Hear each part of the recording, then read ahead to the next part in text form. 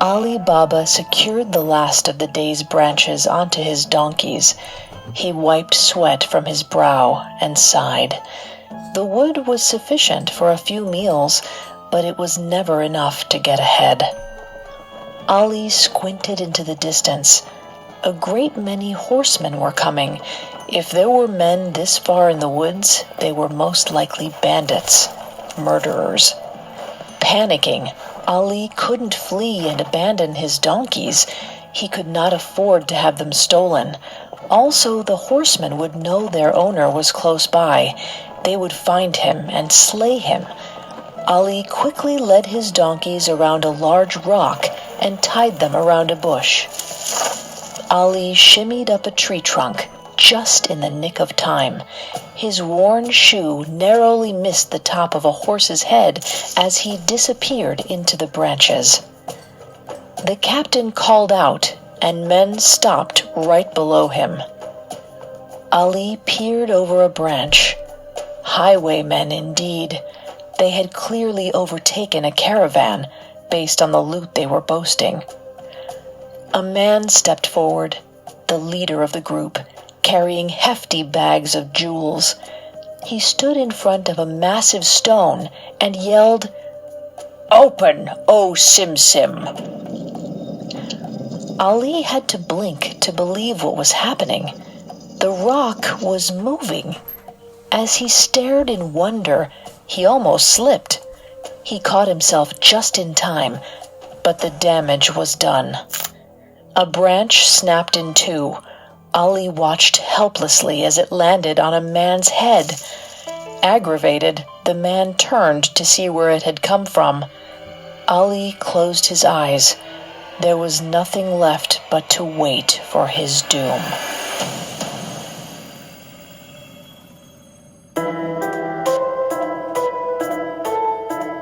I'm Vanessa Richardson. You're listening to Tales.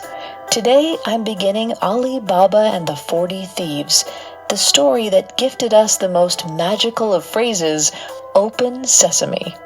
The tales on this podcast are dark, sometimes scary, and full of adult themes. As a warning, this story involves dark subjects, including gory mutilation, corpses being stitched together, and 41 counts of murder. Please exercise caution for children under 13. If you want to hear more tales, you can find episodes on Apple Podcasts, TuneIn, Stitcher, Spotify, or Parcast.com. A new episode will release every other Saturday, so if you enjoy it, subscribe.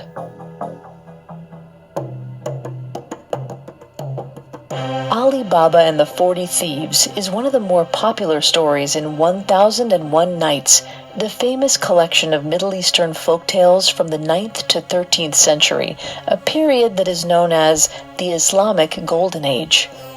Interestingly, Ali Baba, along with some of the other more famous tales associated with that collection, like Aladdin and his wonderful lamp, and the 7 voyages of Sinbad the Sailor, were not included in the original Arabic versions.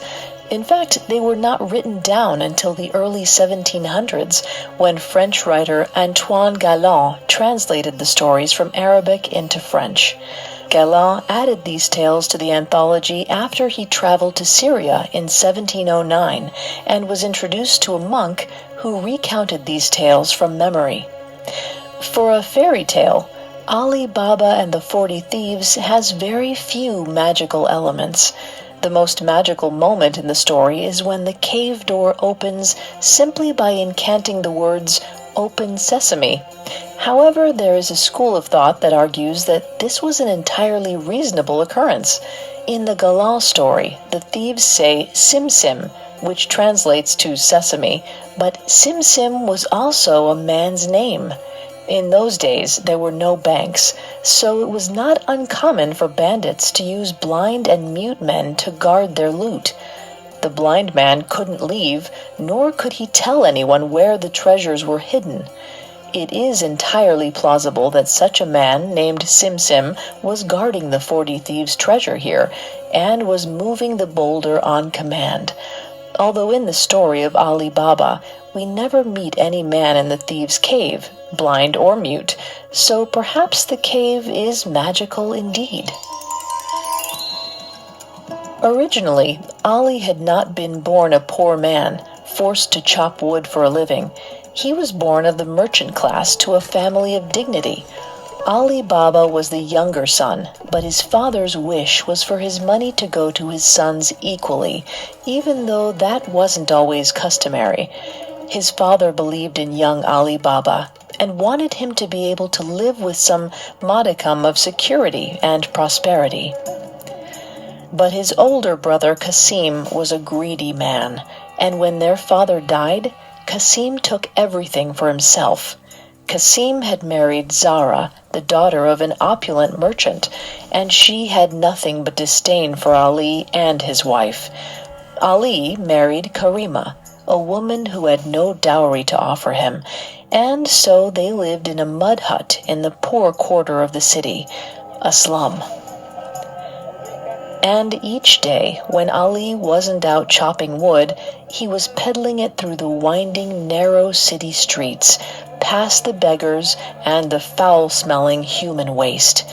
It was drudgery, and his back ached every day, but he made an honest living, and he found contentment in his existence. Ali didn't hate his brother. He knew that Qasim thought he was entitled to his inheritance as the eldest son. Ali Baba accepted with dignity that this was Allah's place for him, and he did not complain. He took comfort sometimes in the quiet of the wood, away from the poverty of the city, away from the noise. So it was quite a shock to encounter a gang of thieves that evening on his way home. And now here he was in a tree branch, looking down at an astonishingly large group of men standing in front of a rock, praying he wouldn't be discovered, as the broken branch fell onto one of the thieves. As the man it landed on looked up towards the offending tree, Ali didn't dare move or breathe. Surely he was finished. Suddenly the man snapped his head away from Ali and looked towards the noise. Ali followed his gaze and had to blink to believe what he was seeing. The massive rock was moving, and beyond that, it was revealing a cave. Ali stared in awe. How could this be possible?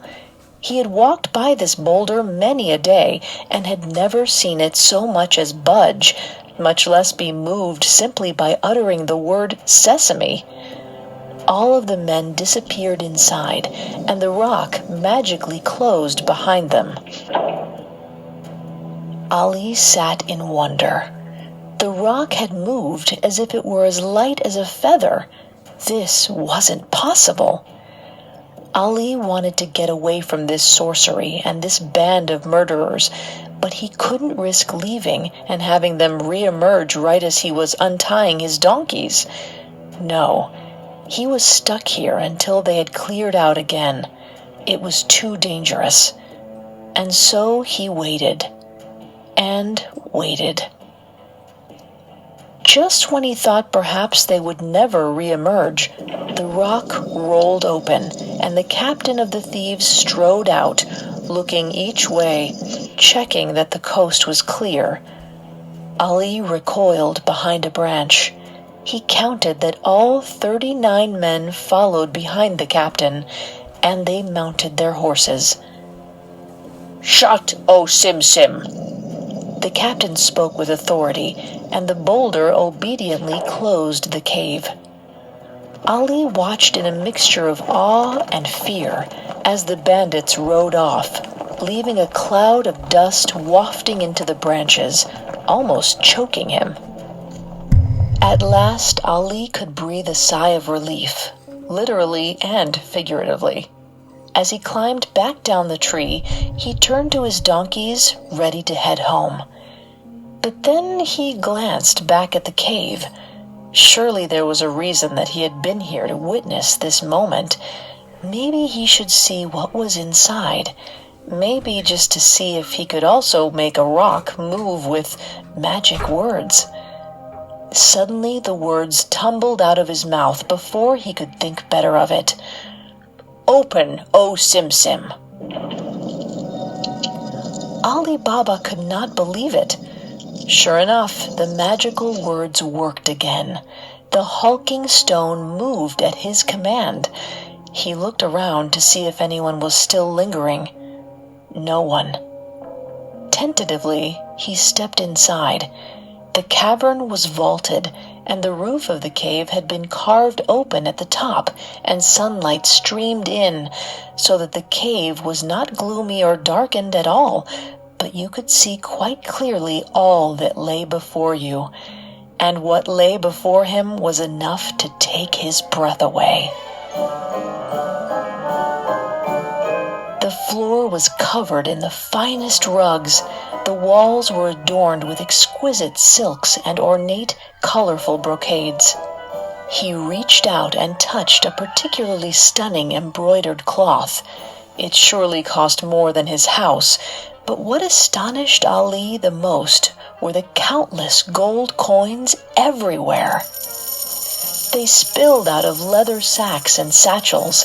They fell out of drawers and tumbled onto the rugs. The Ashrafi coins glinted in the streams of sunlight wafting through the cave, glittering, calling to him. There were so many it would take years to count. It was then that Ali realized that the thieves weren't here storing treasures from just a recent plundering. No, the wonders that lay behind this rock had been here for generations. Ali Baba made haste, filling several bags with all the Ashrafi they could hold, and not forgetting the sacred invocation, cried, "Shut, O Sim Sim!" as he made his way back to his patient donkeys and saddled them with the heavy sacks. He hid the sacks of gold with his branches and wood and looked behind him, making sure to leave no trace. Smiling with satisfaction, he whistled his way into the sunset, content with the knowledge that no one would ever find out what he had just done. We'll return to our story in just a moment from the Parcast Network. Listeners, this month marks 60 years since John F. Kennedy became the 35th President of the United States, ushering his already prominent family into the highest enclaves of political power. But behind their storied successes lie secrets and scandals so severe, if it were any other lineage, they would have been left in ruin. This January, to commemorate this iconic milestone, dig into the dramas of a real-life American dynasty in the Spotify original from Parcast, The Kennedys. This exclusive series from Spotify features your favorite Parcast hosts, including me, covering every angle of the Kennedys from shows like Conspiracy Theories, Unsolved Murders, Crime Countdown, and others. Assassinations and conspiracies, corruption and cover-ups, international affairs, and extramarital ones too. Examine all of the Kennedy family's most controversial moments, all in one place. You can binge all 12 episodes of this limited series starting on Tuesday, January 19th. Follow the Kennedys free and exclusively on Spotify. And now back to the story.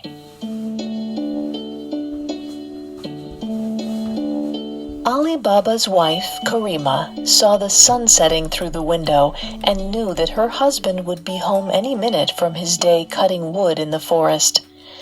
She sat on the floor of her home, darning a simple dress, her tiny fingers working as fast as they could so she could prepare dinner. She was a pretty but modest woman.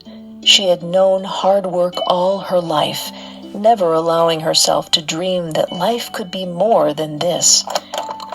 She startled at the noise and poked her finger. Ouch! Ali rushed in a whirlwind of excitement. She had never seen him like this. He looked as if he'd lost his mind. She looked at the bags suspiciously and back up at Ali Baba, whose face shone with joy. "Look inside," he exclaimed gleefully. Karima opened the sack, and her eyes grew wide at what she saw. "We are rich," he informed his wife with pride. But her eyes grew angry. There was no way Ali could have come into this much money without doing something despicable. "You are a thief! How dare you do such an ill thing? We are honorable people. We are not petty criminals." She stood up to turn away from him, but he grabbed her hand. "Rejoice, my love." And with that he explained his adventures, how he had nearly been killed by bandits, but by the grace of Allah he had been bestowed the magical words to a cave of untold riches. Karima could see the glimmer in his eye. She knew Ali could never do something dishonorable. She believed that he had been led to this treasure by Allah. "How much is there?" she asked, entranced by the fortune in front of her. Ali confessed that he had no idea, but they needed to bury the money so that no one would know what they had uncovered. "I will get a scale so we can weigh it," she told him, caught up in the enthusiasm in spite of herself. Ali Baba nodded his approval, but warned her, "Tell no one about this discovery." She assured him that this secret was safe, and quickly made her way to their brother-in-law Kasim's home to borrow a scale. Kasim's wife Zara greeted Karima coolly as she opened the door. "What brings you here this afternoon, sister?" She spoke the word sister as if it were poison. Karima did not care for her sister-in-law at all, but she was more tolerable than Kasim, who spoke rudely to all women, including his own wife, and spoke only of his wealth and power. Karima looked down, ashamed of her appearance, as she stepped inside. "I come to ask a favor," she said bashfully, as Zara appraised her with thinly veiled disdain. "I was wondering if I could borrow your scale." Zara looked at her as if she didn't believe her for a moment. "Is that so? Well, would you like to borrow the large scale or the small scale?" "Oh, the small one, of course. You know we don't have much." Karima smiled convincingly. With a frown, Zara turned. "Of course, my sister. I'd be happy to lend a hand to a family member in need." After Zara left the room, Karima looked around at all the fine things adorning her sister-in-law's home, getting lost in a fantasy that this was hers. Karima jumped and turned around. Zara had quietly come back into the room. She had a smile on her face. Karima did not trust when Zara smiled. She held out to Karima a modest scale, not very large at all. The bottom of the cups were lined with a pretty red wax. Karima had never seen that before, but paid it no mind. "I will bring it back before nightfall." Zara smiled smugly. "I'll look forward to it." As soon as Karima walked back to her impoverished quarter of the city, she couldn't help but shake the feeling that Zara was up to something. She tried to push it out of her mind. When she returned home, the joy of their newfound wealth returned, and she and Ali spent hours weighing and counting all of their coins. They could live for years in prosperity. They could afford decent meat, clothes for the winter. Karima cried at the merciful end to their days of suffering. Later that night, Kasim entered his home, expecting to smell the aroma of a fine-cooked meal, lamb stew perhaps. But instead, he walked in on his wife, pacing, agitated. This was unlike Zara. He did not care for when she preoccupied her mind with things other than him. "Where is dinner?" he asked bluntly, crossing his arms. husband, I am in a state. You will not believe what has happened. You think you are a man of wealth, but your brother is vastly superior to you." Kasim scoffed in disbelief. "Surely your feminine logic fails you, but I will listen to what you have to say once you pour me a glass of wine." Kasim settled into his designated chair at the head of the table and waited to be served. "What is wrong with you, woman?" In her state, she had nervously broken a glass of wine. Zara apologized and cleaned up the broken glass. In her haste, she nicked her finger on one of the pieces, delaying her further. Kasim sighed with impatience. Zara quickly set the glass of wine in front of him and picked up the scale from the table. "Look, our own sister-in-law just returned this after borrowing it. I had a feeling she was up to no good, so I smeared wax at the bottom of the scale to see the remains of what she was weighing, and look." An errant gold coin had stuck in the wax. She held out the Ashrafi to Kasim. Kasim took the coin from her and turned it over in his palm. "Upon my word, what is a pauper doing with a coin such as this?" Kasim stroked his beard. "You did well, Zara. You were smart to suspect those two were lying paupers." Zara lowered her lashes and smiled weakly. "Thank you, my love." "Now fix supper." Kasim couldn't sleep that night. He tossed and turned, a ball of angst and envy.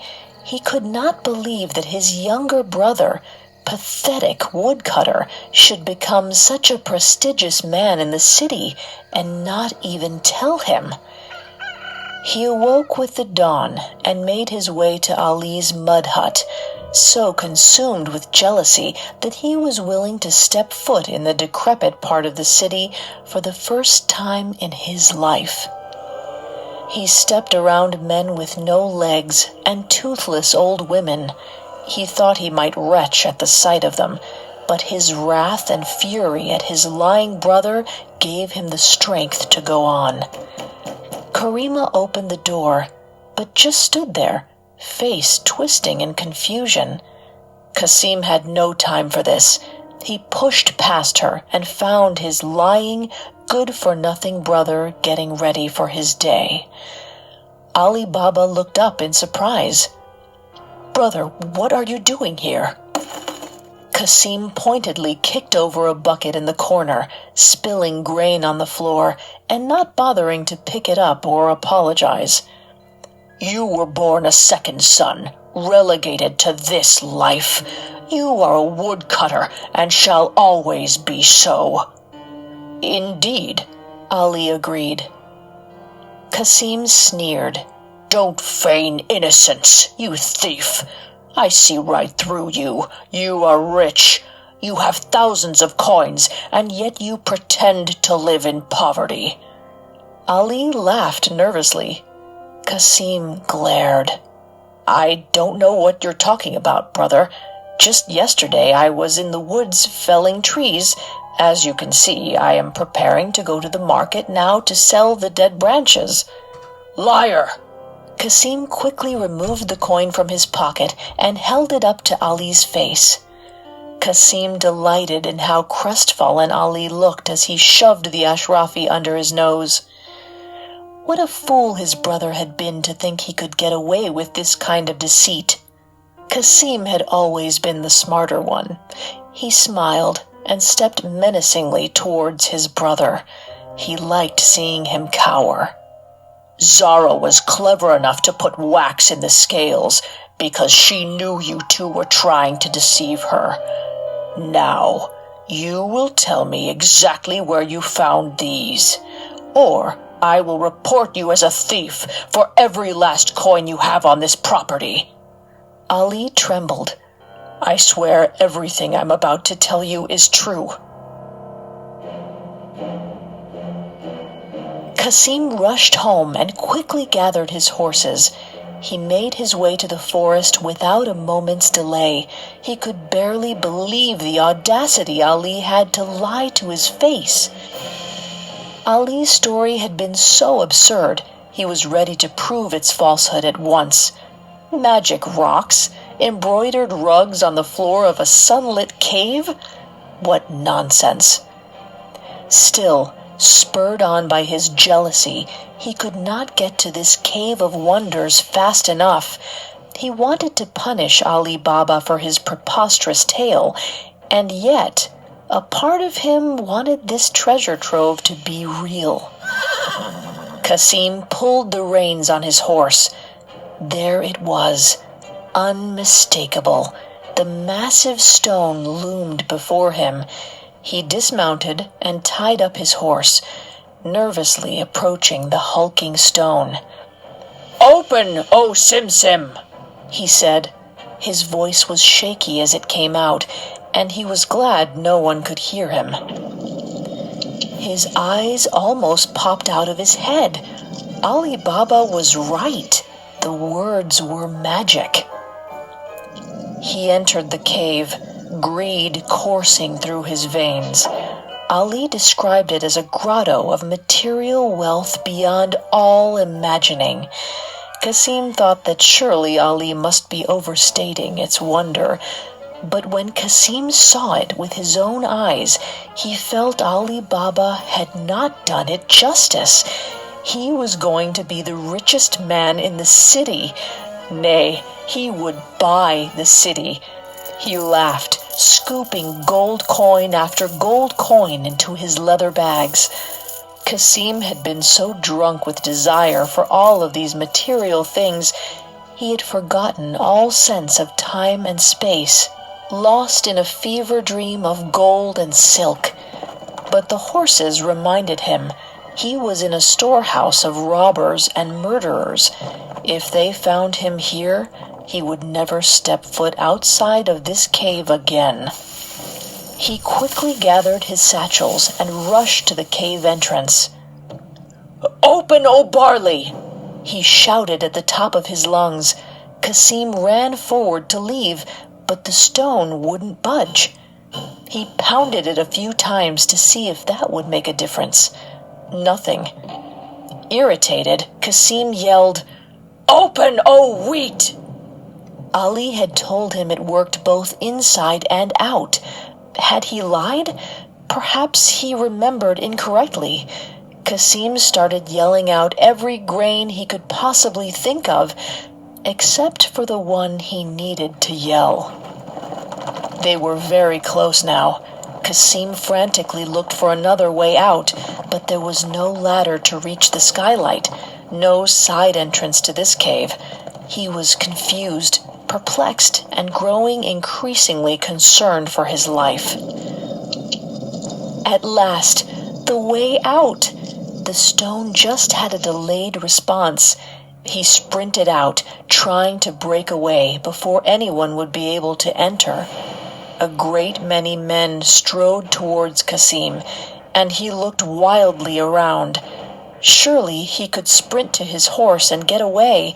He mustered his courage and ran as fast as he could towards the pack of men. He could jump onto the side of the rock if need be. Before he knew it, Kasim was sliced in two, dead. The two halves of his shocked face slid apart and fell to the floor unceremoniously. The captain stood over him in disbelief. How had someone broached this passage? He loomed over Kasim's murdered body and turned to his men. "Put back what he was trying to steal from us." Two men ushered forward and collected the bags, scurrying to place them further back in the cave out of sight. "How did he know how to get in here?" he mused, pacing back and forth, measured, calm, terrifying. "Let us hope that he is the sole person that knows about our hiding spot. But just in case, we shall hang his body in 4 pieces on each side of the door to this cavern as a warning for any who enter this cave." He let the words hang in the air for a moment. "Get to it!" One of the thieves stepped forward and hacked Kasim's body into 2 more pieces, quartering him. The men dragged one half of his torso and his left leg to one side of the door, the right leg and the other half of his torso to the other. Each side of the door would have one of Kasim's eyeballs gazing out at them in terror. Kasim's gaping mouth filled with gravel as it was raked across the cave floor. Another man held a leg up, pinning his ankle to the cave wall, as another went to work securing the body. Finally, the captain strode out of the cave, whistling for the men to follow suit. Our story will continue in a moment after the break. And now, back to Tales.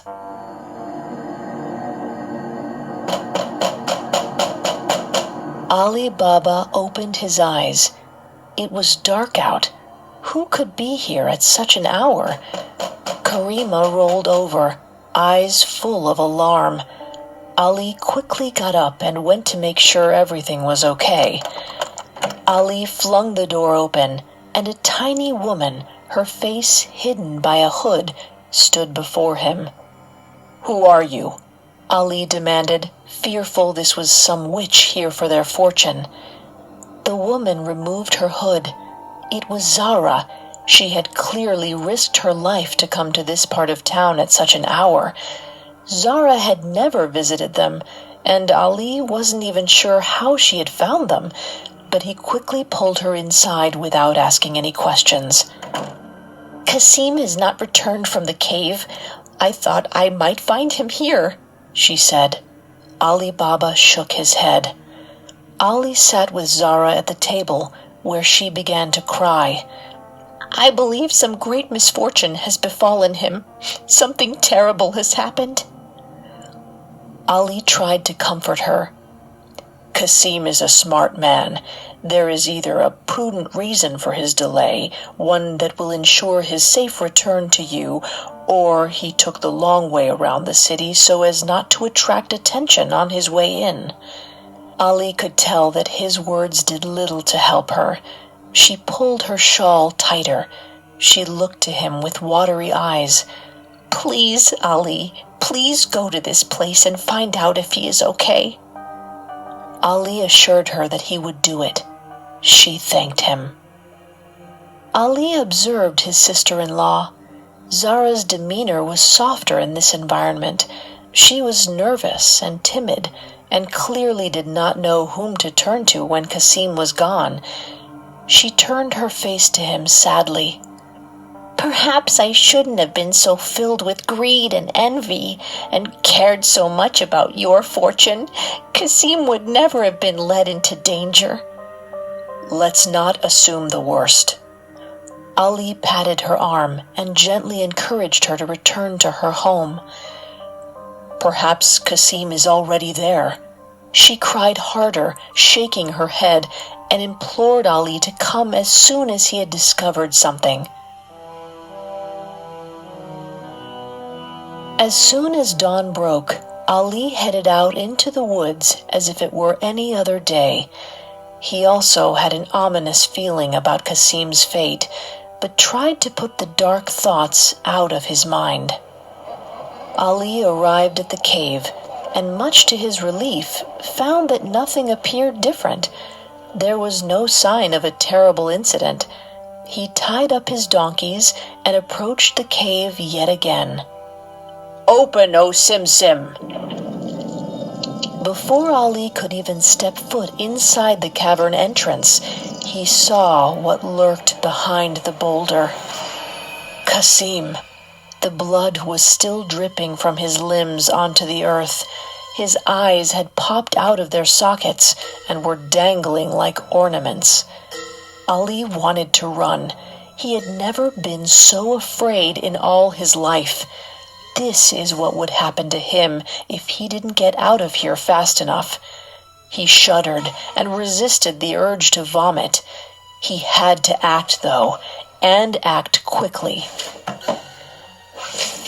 Ali removed all 4 pieces of Qasim off of the wall, guts and entrails smearing on his clothes as he slung the body parts over his animals.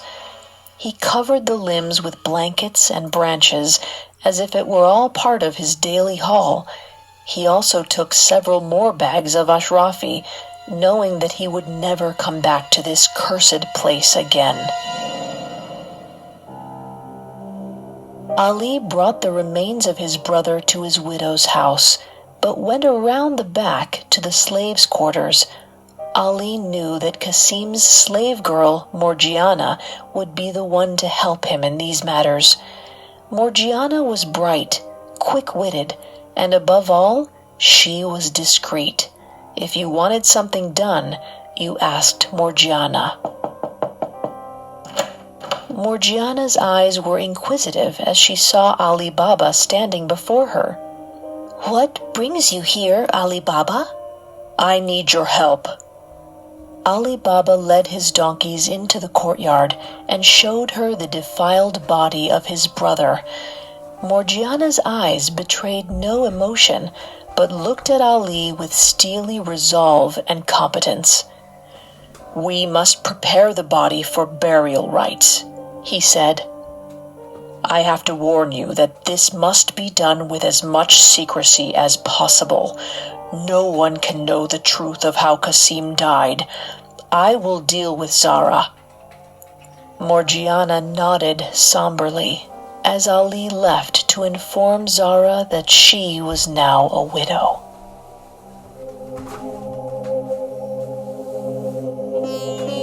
As a young girl raised in the streets, Morgiana had always relied on her shrewdness to get what she wanted, and she had wanted to work in the house of a powerful family, a place where she could have some influence and be of some use, even as a slave, even as a woman.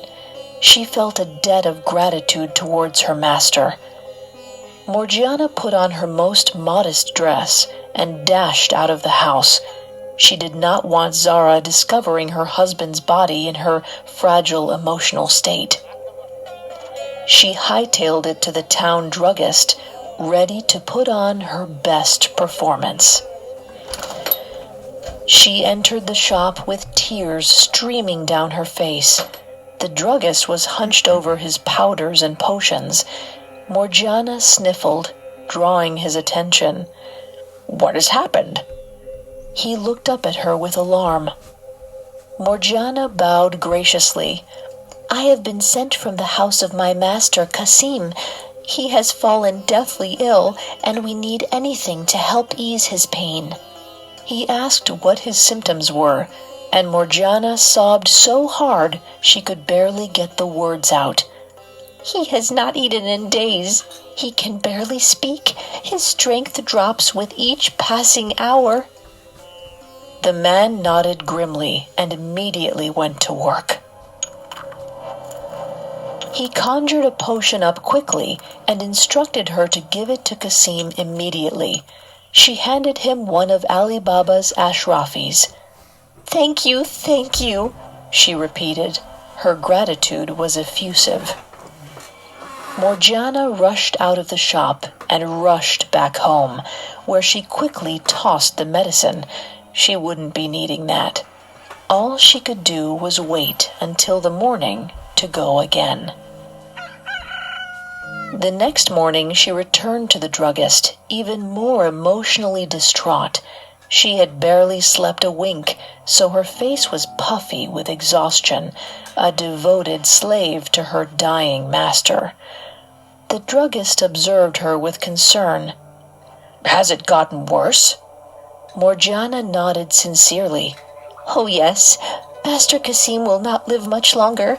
I'm not even certain that he will be able to swallow anything at this point. If anything, please give me something to ease a man who is knocking on Allah's door." "I will try." The man was so consumed with preparing this potion for the dismembered Kasim, Morgiana almost felt bad about her theatrics, but she knew that the truth would be even worse. So she hid a smile and maintained her best devastated expression. The man handed her a powerful medicine, an elixir that was meant to prepare one for their transition into the next life. Morgiana clutched it gratefully. As she left, she felt duly satisfied that people in the city would believe Kasim had died of natural causes. No one would suspect a slave capable of concocting such an elaborate ruse, much less a woman. As soon as she tossed that medicine, it was time to embark on the next phase of her plan, and this one would be slightly more complicated. That afternoon, Morgiana put on her veil, donning herself in secrecy, and made haste to the tailor, Baba Mustafa, well known for making shrouds and cloths for the dead. As Morgiana pushed the door open to the shop, her hands were shaking. If she failed at this, she would be tortured and murdered. A slave girl lying to a respected merchant? The consequences were enough to turn her stomach. She approached the man she was looking for. He regarded her with curiosity. Morgiana held up a gold coin that glinted in the golden sunset. He raised his eyebrows, intrigued. "Please come with me." She held up a blindfold and tried to keep her voice steady, authoritative. "You shall put this on, and I shall lead you. The place I'm taking you to must be kept secret." Baba Mustafa shook his head at the ridiculous proposal, but Morgiana held up another coin. Baba considered. "Are there more where these came from?" Morgiana smiled. "Of course."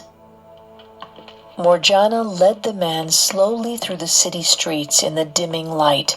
She made sure that he couldn't even see his feet below him to be able to suss out any marks on the road, that he might be able to remember the path at a later time. When they arrived at Kasim's compound, she kept the room dimly lit.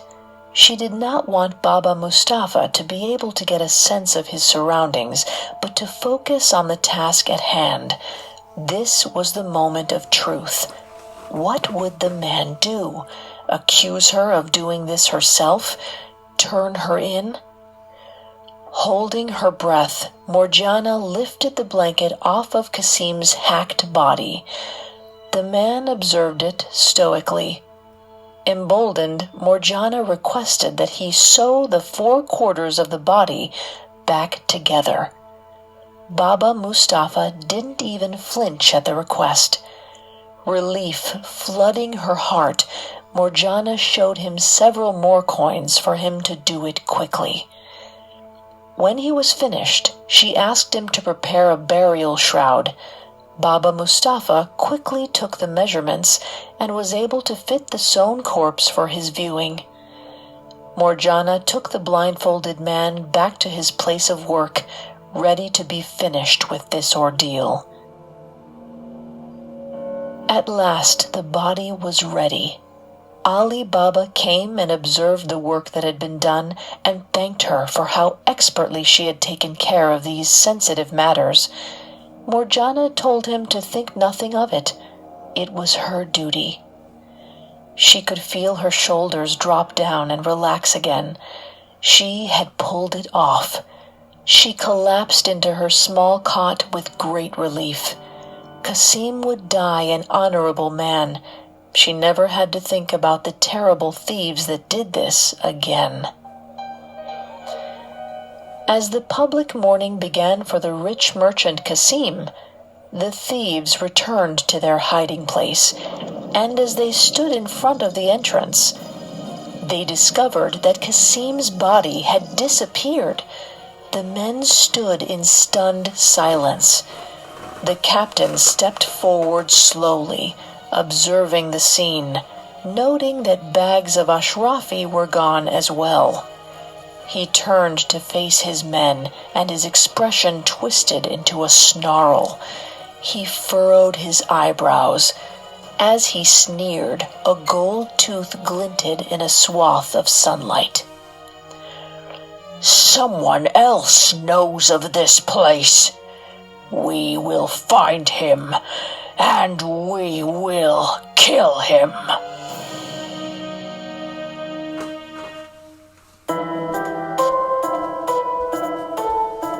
Thanks for listening to Tales.